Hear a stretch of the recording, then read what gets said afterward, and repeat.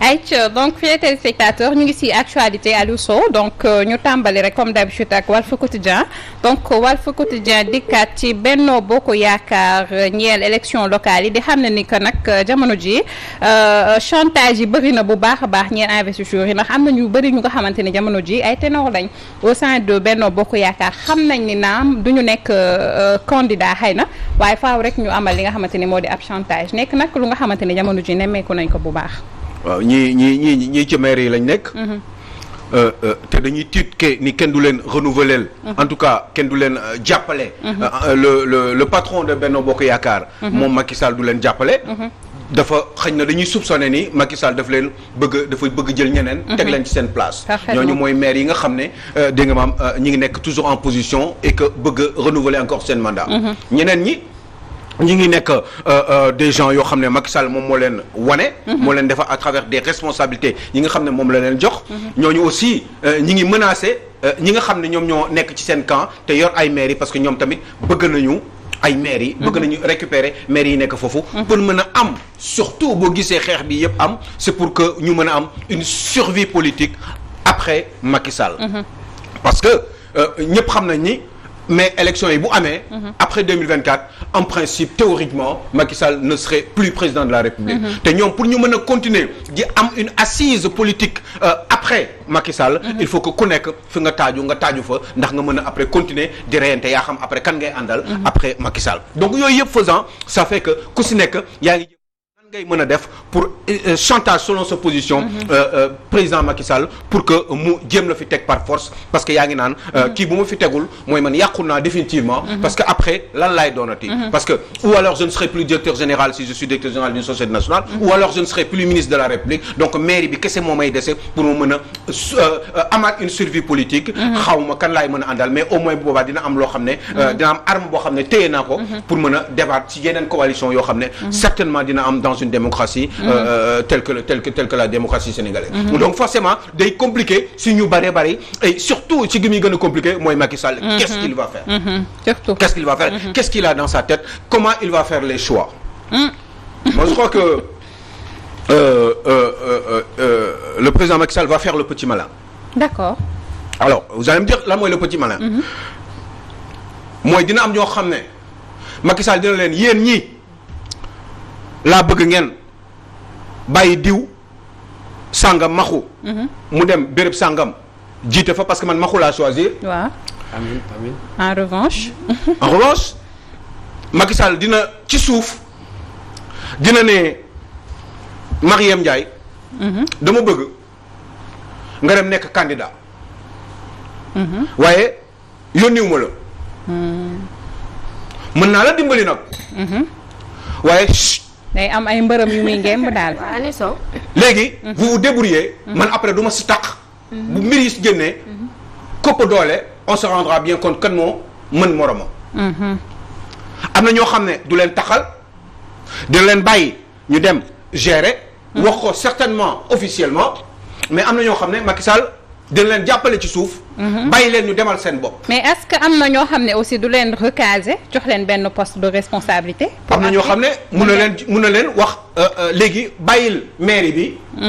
jàppale diw pour mu nekkaat maire. su nekkee maire man après man dinaa la jox responsabilité benn poste de responsabilité. nga gérer ko continuer ànd ak ñun. loolu yëpp Macky Sall mën na ko def waaye am na ñoo xam ne du ñëpp la mën a jox.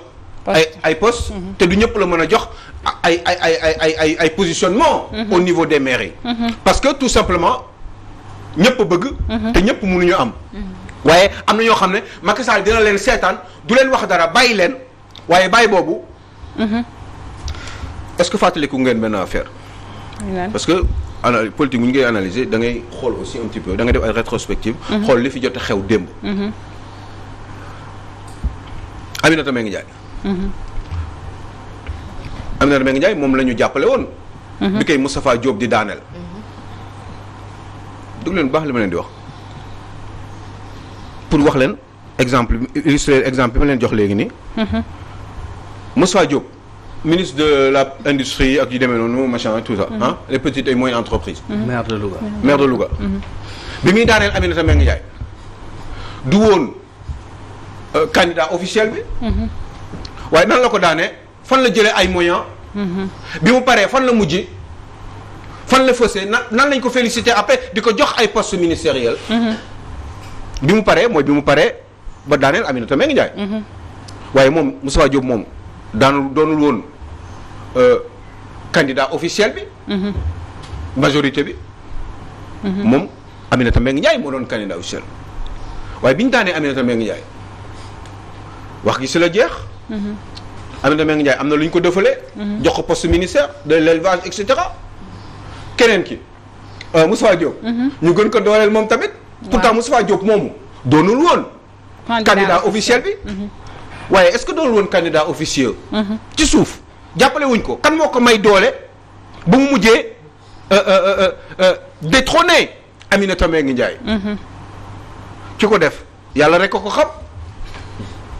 waaye leen de leer na mooy après kooku la continuer di jëflanteel ba kooku félicité ko. après jox ay poste de responsabilité donc forcément. yooyu yëpp faisant moi je reste persuadé que ni. dina am ñoo xam ne ils seront des candidats officiels en résumé. et puis d'autres qui le seront pas mais qui seront certainement aidés par le pouvoir en place. du Macky Sall moo koy def directement. waaw waaye am na ay yoon yoo xam ne certainement war nañ fa mën a jaar pour lijjanti loolu. ndax après moom day croiser les bras moom le président de la République. taxaw di xaar. di xool ku nekk loo am. ak looy jar ak ñaata lañ la ñaata ngay peese. bu boobaa nag moom dina xam nan lay retourner waatee carte gi. pour redistribuer les rôles. et puis éventuellement ay trahison dina am. forcément ay trahison dina am forcément donc Issa boo ñu mënee afficher le mandat rek ñu mën see dikk parce que nag dafa def lu am solo ci xëtam gu njëkk Aliou Sow dikk ci bu fekkente ni affiché guñ ko rek ñu dem l'info en attendant donc ñu dem l'info Aliou Sow donc mel ni sax dañuy wëy ci APR bi nga xamante ne jamono ji mel ni dafa nekk ci guddi gu setagul donc l'info def à sa une Habib Niang responsable APR candidat à la mairie de Thiès Nord donc moom mu mel ni biral na ay kàddu à travers benn interview bu ko info accordé donc di xam ne ni que c'est le président Sall qui m'a demandé de me limiter à Thiès pour l'appuyer donc mu mel ni moom mi jamono ji dañoo damm ay laafam daal di koy farloo fi nga xamante ni moo di Thiès. mais affaire am la il a qu'à se battre pour loolu xam nga wax bi aussi kenn mënu si dara c'est le président Macky Sall qui m'a demandé de me limiter à Thiès. mais un homme politique ne doit pas avoir des limites. un homme politique bu bëgg am un avenir solide dafa war a am fexe def kamtalaay kàttalam ba am envergure nationale. plus ngay limiter moins ngay avancer politiquement donte sax bëgg nañ la ci yenn gox yi. Qu'est-ce que vous voulez que je vous dise? Moi, il faut me payer pour vous donner des conseils. Ouais, aujourd'hui, je vais le faire gratuitement. Et c'est pour dire que c'était une erreur et c'est toujours une erreur que ngay jàpp ngay taxaw kilifa réew ne la yow diw Habib Niang toogal nga Thiès kese bàyyil yeneen yi alors que yow Podor bëgg nañ la Touba bëgg nañ la Oréfondé bëgg nañ la Ourossogui bëgg nañ la Nablé Civol bëgg nañ la parce que li may wax ni dama ko gis. dama gis ni foofu yëpp dañ ko fa bëgg. léegi moom mu sacrifier ñooñu. moom Habib Niang exprès pour le président Macky Sall pour se limiter. mais lii mooy à Thiès à quel prix lay doon. est-ce que lii politique. Tant pis pour lui hein. Comment. est-ce que lii mooy politique. non man je pense que ni lii du politique waaye xëy na peut-être il est trop poli trop respectueux trop aimant vis-à-vis du président de la République mais daagu fu ñu la nobee. sama bopp ma la gënal du bañ naa la sama bopp du bañ naa la ma la gënal. sama bopp du gënal moo la gënal. waaw sama bopp moo la gënal du bañ naa la. sama bopp moo la gënal. du bañ naa la. sama bopp moo la gënal du bañ naa la. mais oui. alors s'il prend le risque de le faire moom moo xam lan moo tax. xam nga moi je ne comprends pas. voilà un garçon très bon politiquement il a une bonne gueule. boo xoolee da ngay am envie bëgg ko mais il est trop poli mais est-ce que il ne serait pas aussi. un peu trop naïf. parce que lii warul nangu ñu ko naan yow xam nga dañu war a négocier entre homme góor ak góor. donte sama mag nga donte sama président nga. donte sama nit nga donte bëgg naa la donc sa politique neex na ma. fi nga yóbbu Sénégal bëgg naa ko xëy na j'imagine que loolu moo tax muy ànd ak moom. waaye nag je dois garder ma lucidité parce que gëm naa ni man dama war a continuer politique man Habib Niang après yow Macky Sall président et puis Thiès bi mu ko concentré loo Aliou Sow est-ce que duñu dem ba ci biir tey jii mu tànn keneen donc carrière politique am on peut dire que mën na si am benn. déggoo lim la mais Salma lii nii wax naa ko yaa juróom benn weer. man lii je l'ai dit à la télévision il y a 6 mois. Je dis que vous êtes certainement amoureux du président de la République entre guillemets bien sûr je m'entends quand je parle. C'est du français.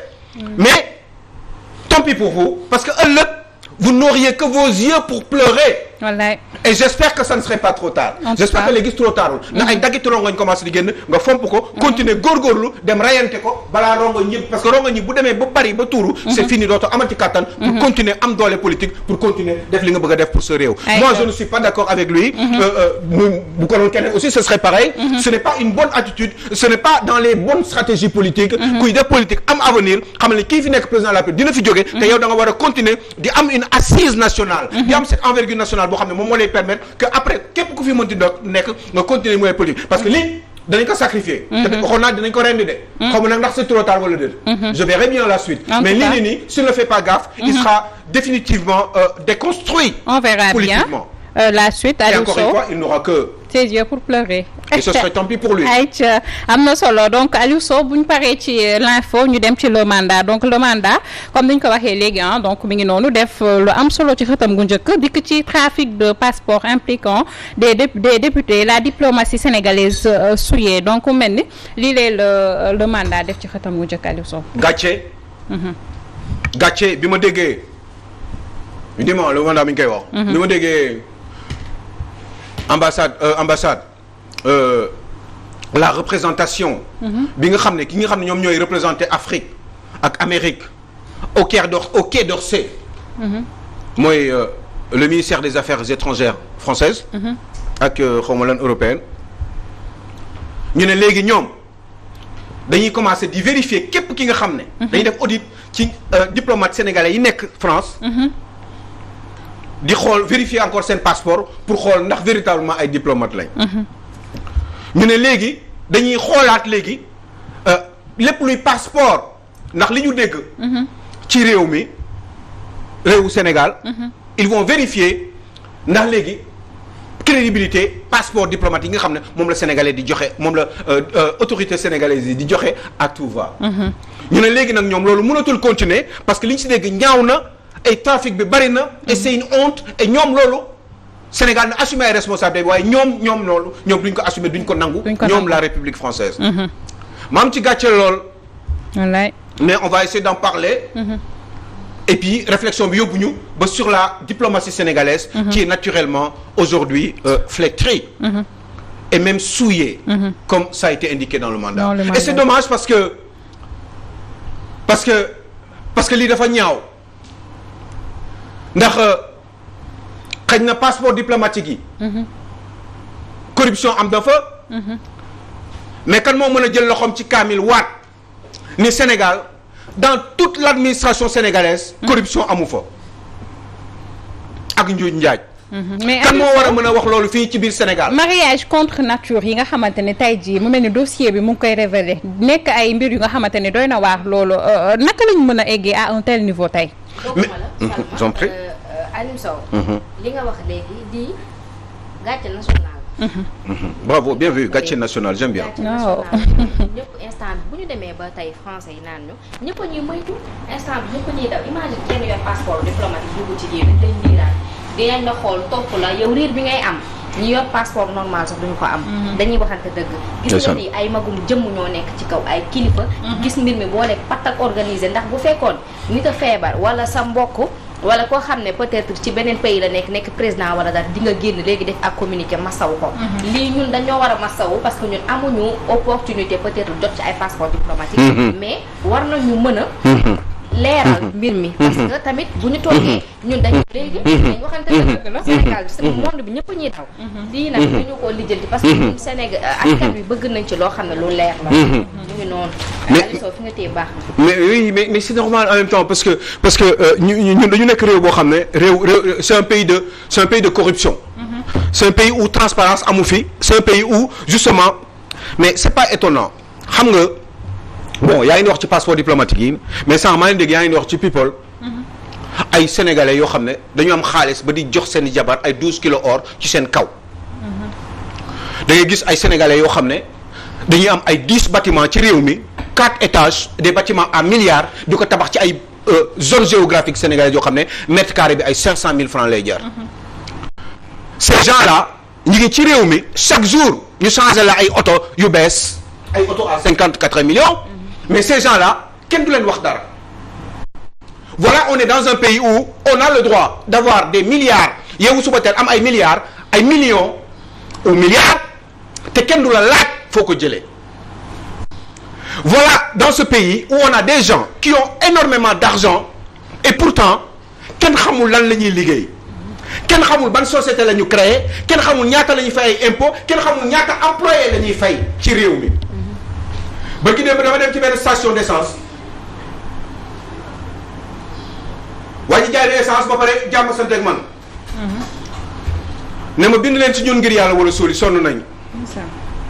pompiste la fukki at ak ñaar dem leen bu baax parce que xam nga lu tax yal na yàlla dimbali quoi parce que fii dafa metti les gens souffrent dans ce pays là fukki at ak ñaar nee na ma maa ngi dugg sama 12e année grand la ma wax bind leen ci ñun dama dem ci hôpital bi barki dem ñu ne ma taxawaay bu yàgg bi 12 heures de temps lay taxaw di jaay essence munu ma aw ma droit toog su ma feebaree kenn du ma faj aw ma contrat ça fait 12 ans que maa ngi ci station boobu station yu mag yi ngay dégg fii nii yëpp ñoom ñëpp d'ailleurs maa ngi ñëw si yéen il faut Sénégalais yi xam te dinañ ko bind le mandat dina ko def parce que ñi ngeen di liggéeyloo ay fukki at ak juróom doo leen fayloo IPM doo leen amuñu retraite amuñu dara amuñu yenn avantage yi chaque jour nga jox leen weer bu dee nga jox leen xobet benn 50 000 francs ñu lay taxawal 12 heures par jour di la jaayal essence di rattraper ay milliards et milliards nga gis cadre yi nekk ci société yooyu yore ay oto yu dul jeex alors qu'ils n'ont que 500 000 francs par mois yeneen dil yooyu yëpp moo nekk ci réew mi. C'est dommage. te ci carton la ñuy fanaan. ci carton la ñuy fanaan les pompistes les gens de sécurité les gens sont fatigués dans ce pays là. Ce pays là du passeport diplomatique kese. man je n'ai pas envie c'est vrai que le mandat l'a écrit. parce que il faut qu'on parle de la diplomatie sénégalaise. mais il faut qu'on sache une chose il faut que Sénégal xam ni corruption ak sàcc yi am ci réew mi ñi li yëpp xaalis moo tax ñu def ko. ci affaire passeport diplomatique du foofu kese. feneen fépp boo leen demee ci mairie yi boo leen demee ci assemblée yi boo leen demee ci administration bi en général fépp ay sàcc ñoo fa nekk gars yi ngay gis ñu yor xaalis nii ci réew mi kenn xamul fan lañ ko jëlee ce n'est pas normal du dara soyez seulement moi je m'en fous moi je m'en fous oui par respect j'en ai rien à cirer mais je vous dis juste une chose parce que man yàlla dimbali na ma bu ma jógee léegi bëgg dem Australie man mën naa dem Australie léegi tout de suite. du ma laaj visa. bu ko fi bàyyi. du dem nag yàlla moo koy def waaye ba tey dama am lu ma naqari parce que ñii nekk ci biir Sénégal di souffrir mënuñu dara ci seen bopp mënuñu sax génn passeport diplomatique yi ngay gis nii mais am na ñoo xam ne mais député yi Sénégal yëpp yóbbu nañ seen doom yi bitim réew ministre Sénégal yëpp yóbbu nañ seen doom bitim réew bàyyi leen foofu te li tax ñu génn jóge Sénégal dem foofu c'est pour que ñoom ñu mën a toog foofu seen réew parce que ñoom xam nañ ni seen waajur yi dinañ fi jóge un jour te li ñu am tey jii nii duñ ko mën a am ëllëg loolu moo tax ñu jox leen possibilité pour ñu dem foofu te bi ñuy génn réew mi di dem passeport diplomatique la ñuy demee passeport diplomatique et puis Aliou Sow ci législature boobu mu mel ni levée sélective d'immunité lañ fa nemmee quoi donc mu mel ni justice à double tranchant wala à deux vitesses lañ fa nemmee. mais c'est normal mais man je n'ai pas envie seulement di ko yamale tey jii nii ci passeport diplomatique yi. parce que dëkk bi moo bari ay sàcc. mais seulement fii dëkk Sénégal ay. mais Aliou Sow il faut aussi ñu wax ci affaire Fatoumata Ndiaye en Fouta Tampi donc mu mel ni moom porté na plainte ki nga xam ne moo di Baye Niass mi.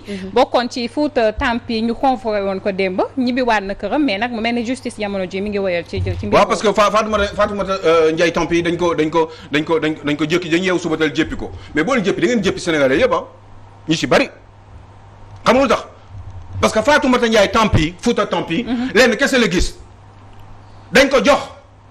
jàppale ko mu changer avis c'est normal Sénégalais ñooy def ñooy dund loolu parce que daf ci bëgg a génn dafa bëgg a kàkkaat moom Fatoumata Ndiaye Tampi dafa bëgg a xaalis dafa bëgg a positionnement dafa bëgg bu bëggee voyager teg ay business am teg dilam mu dem def ko. mais lu tax du ko def mais bu yomb. ah bu yomb. waaw mais ak keneen ak passeport bi kii jaay passeport yi c'est parce que député kese la moo tax. kii di sëy ak ay 10 personnes. pour ñu jox ko xaalis di sëy di tas pour ñooñu mën a am possibilité am passeport diplomatique génn réew mi mais loolu ñooñu. ça veut dire que c'est à l'image du pays.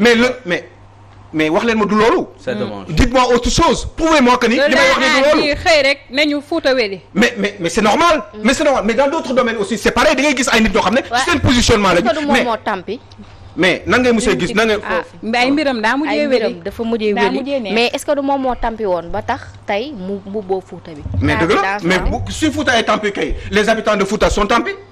elle est tampi kon. mais léegi moom xëy na léegi tampaani. waaw mais c'est normal parce que moom nee na il faut mu génn si moom à l'image de tous les autres Sénégalais nee nañu boy wala grand il faut ma génn si dama sonn. gars yi ñëw téye affaire yi. am na ñoo xam mais Sénégal mais chaque jour ñu ngi tabax. chaque jour xool leen ci tali yu mag yi les grandes avenues les grandes artères ñu ngi tabax mais ñooñu di tabax yëpp fu ñu jëlee seen xaalis est-ce que gis ngeen leen ñu créer ay sociétés. bon après ils nous prennent la tête avec Auchan dégageant kenn mosu fi créer lu mel nii. mais ils nous prennent la tête ay diw dégage ñoom mosuñu créer société ay immeuble lay jël teg si ñetti gardien yoo xam ne 50 000 francs lañ leen di fay 50 000 francs yooyu ñuy fay gardien bi moom la ñuy jox seen doom bu ndaw bi 10 ans argent de poche par jour. C'est une honte pour ce pays-là. Ces gens sont mesquins. Ils sont mesquins. te gis nga man président de la République. non du ma seetaan ay nit di am ay milliards ci réew te du ma xam ñaata la ñuy fay impôt bu weer bi at bi deewee. kooku boo bëggee xam ñaata la ñuy fay impôt rek booy dem di ko seet boo bëggee xam ni ndax bari na xaalis wala amul xaalis. na la defal déclaration. maxu nag mënoo chaque année nga may tabaxal ñetti immeuble bu si nekk 1 milliard la. at bi dee nga dem def sa déclaration fiscale nga def RAS rien à signaler. maanaam yow amuloo looy fay impôt. te nga dëkk ci réew mi amee xaalis alal ci réew mi noo ko amee danañ ko wër. ci biir réew mi yow maxu ñu ne yow kenn du la wax dara yow nga ne yow doo fay impôt. yow ñu ne yow ci réew mi yow marché yëpp yow kese lañ ko war a jox waruñu ko tas Sénégal 1 million de personnes 16 millions lañ def 1 million de personnes 1000 personnes ñoo téye réew mi. téye alal bi di ko distribuer entre ñoom. di ko échangeante même bu fekkee ni alternance démocratique dafa am. parce que ñi nekk ak Macky Sall tey jii nii dënti téye réew mi nii ñooñu ñoo fi nekkoon ak Abdoulaye Wade. genn wàll googu ñoo nekkoon ak PS. sans doute je dis genn wàll gi parce que ñeneen ñi dañu màggetoon ndax PS daf fi yàggoon. et ça va continuer. keneen bi ñoom tey boo nekkoon président de la République. xanaa nga am nit yu la wóolu. yow maxu mel ni comme yow jóg rek pour jàppale la pour réew mi sinon yow bu fekkee ni da nga jóg pour changer ko yow ci sa bopp laa lay wax ni yow dañuy njëkk posone te xam nga moo lay posone sa cousin bi nga xam ne am na solo Aliou Sow mais nag bëggoon naa xam genre yu ci mel ni Mamadou Massaly ñoom en réalité fan lañu far en réalité parce que dégg nañ ko ci affaire Fouta Tampe bi ñuy dem bay xam ne ni que moom la ñu joxoon ndàmpaay li pour mu jox ko Fatoumata Ndiaye après le porter plainte mbir mi daal di mujjee fi nga xamante ni fi la mujjee donc après doo xam kii kan moo far fan kii fii kenn du ko seetlu. xam nga lay wax qui a quoi. li nga am ci loolu lañ lay seetloo du ñu seet kan mooy kan. parce que loolu intéressé wu leen lan nga yor moo leen intéressé dans ce pays là. fii boo amee da ngay taxaw. léegi yow yaa xam fan nga ko war a jaarale loolu nag moo fi war a jeex. man du ma joxe du ma nangu ñu jëkkëru Mariam di ko jox 12 kilos or. te du ma xam man dëkk ci réew mi te du ma xam jëkkëru Mariam ñaata la fay impôt daaw. waaw loolu dëgg la. man du ko solo ci réew bu jaar yoon dëgg-dëgg. ma doon xaritu man président de la république ma doon xaritu jëkkëru Mariam. wala déet man sama yoon nekku ci. jëkkëru Mariam dinañu wax moom. fu mu jëlee 12 kilos or. te li feeñ mooy li feeñ.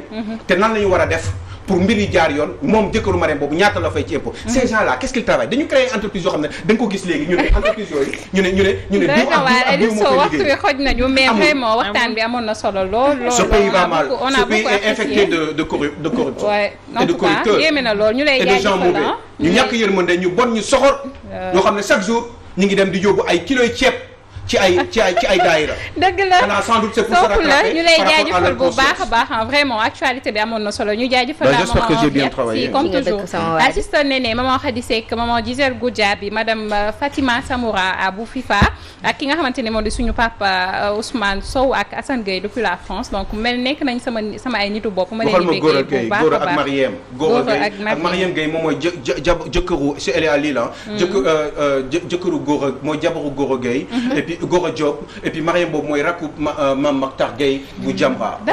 C'est une prof d'allemand des gens sympas des gens bien des gens très intelligents qui travaillent ils auraient pu servir le Sénégal mais c'est dommage ils sont en train de servir l'extérieur l'extérieur. Ils sont à Lille. leen di déggee amiin yal na leen yàlla sàmm bu baax a baax mi rakku Diène. Fatou Thiaw Diène ñu ngi lay déggee bu baax a baax léegi nag ayca Isaaxa danga may jël ma mal na léegi nañ dem musique ayca